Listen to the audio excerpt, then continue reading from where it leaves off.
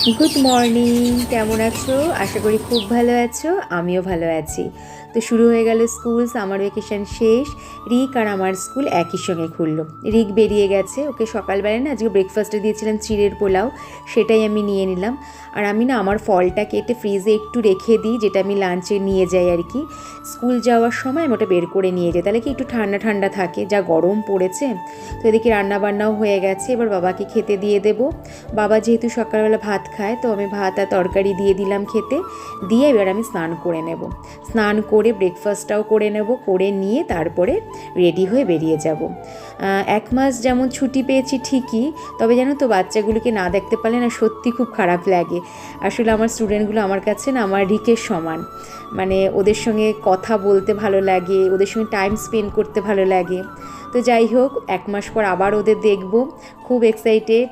এতদিন বাদে আসবে, ওদেরও অনেক গল্প থাকবে আমার সঙ্গে। আর আশা করি তোমরাও খুব ভালো আছো। আজকের মতন আসি, টাটা।